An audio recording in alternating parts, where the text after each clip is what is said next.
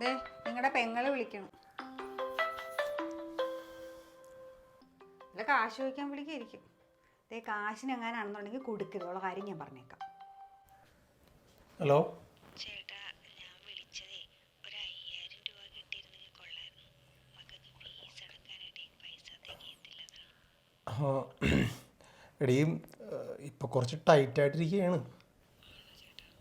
ആ സാരമില്ല ചേട്ടാ, ഞാൻ വേറെ എവിടെന്നെങ്കിലും കിട്ടുമെന്ന് നോക്കട്ടെ. ചേട്ടാ വിഷമിക്കണ്ട.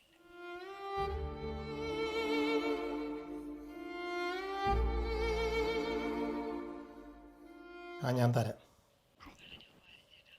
ആ ശരി, ഞാൻ ഗൂഗിൾ പേ ചെയ്തേക്കാം. ഞാൻ അപ്പോഴേ പറഞ്ഞാണ് അവൾ പൈസക്ക് വിളിക്കാനാണെന്ന് കൊടുക്കരുതെന്ന്. ഉടനെ ഞാൻ തരാം. എന്തു അടി, ഒരാവശ്യം വരുമ്പോൾ സഹായിക്കാൻ പറ്റില്ല, പിന്നെ എന്തിനാണ് കൂടപ്പുറപ്പൊന്നും നടക്കണത്? കാശിൻ്റെ കാര്യം എടുത്തിട്ടാണ്. കാശ് വരും പോകും. നാളെ കാലത്ത് നമുക്കാണെങ്കിൽ ഒരു അവസ്ഥ വരുന്നെങ്കിലും നീ ആലോചിച്ച് നോക്കി.